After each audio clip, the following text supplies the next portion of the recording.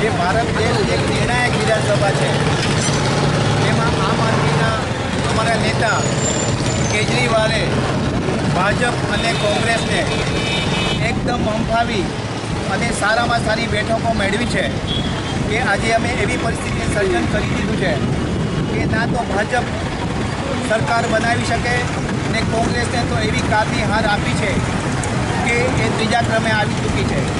એનો ભ્રષ્ટાચાર એટલો બધો અધીર જતો કે અમારી લડાઈ હતી ભ્રષ્ટાચાર વિરુદ્ધ।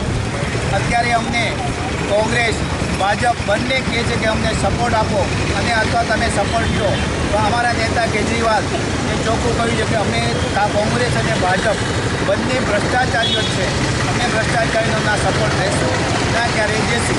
ભલે કદાચ અમારે વિરોધ પક્ષમાં બેસવું પડે તો અમે બેસીશું। અને આજે ગુજરાતના મુખ્યમંત્રી અથવા દિલ્હીના વડાપ્રધાન એક સંદેશ લઈ રહીએ કે હવે આમ આદમી પાર્ટી આવી જનજાગૃતિ આવી ગઈ છે, લોકો ભાજપ અને કોંગ્રેસની ત્રાહીમાન થઈ ચૂક્યા છે અને ભવિષ્યની લોકસભામાં પણ અમે સારી એવી બહુમતીથી વિજય પ્રાપ્ત થશું એની એક ગંભીર નોંધ કરે। આજ સુધી આ મીડિયા ભાજપ કોંગ્રેસ એવું બધું કહેતા હતા કે આમ આદમી પાર્ટી તો ઝાડુમાં સાફ થઈ જશે, પણ આજે એ બધા અફસોસ કરે છે કે અમને મારી અને અમને ભાજપ અને કોંગ્રેસને સાફ કરી દીધા છે। આજે આમ આદમીની તાકાત, પ્રજાની તાકાત તમે જોઈ લીધી છે કે એ લોકો ભ્રષ્ટાચાર વિરુદ્ધ પોતાનું મતદાન કર્યું છે, વોટિંગ કર્યું છે। લોકો ભાજપ અને કોંગ્રેસ બંનેથી ત્રાહીમાન થઈ ચૂક્યા છે અને હવે પછી ભવિષ્યમાં એનો વિનાશકાળ સર્જાઈ ગયો છે એવા આ શુભ ચિહ્નો પણ છે કે ભવિષ્યમાં હવે ભાજપ અને કોંગ્રેસને જીત મેળવવી અતિ મુશ્કેલ પડશે, એની એક ગંભીર નોંધ પણ લઈએ એવી અમારી આજની સંદેશ પણ છે।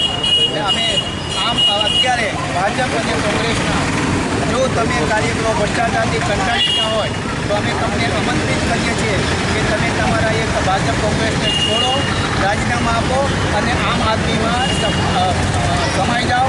આમ આદમીમાં આમંત્રિત કરીએ છીએ અને આમ આદમીમાં જોડાઈ જાઓ અને દેશને બચાવો, આ ભ્રષ્ટાચારોથી બચાવો એવું અમારો શુભ સંદેશ આનાથી અમે લોકોને આપીએ છીએ। આમ આદમી પાર્ટી જિંદાબાદ! આમ આદમી પાર્ટી જિંદાબાદ! હવે બે ટીમો પાડી નાખી આપણે એક બોલે છે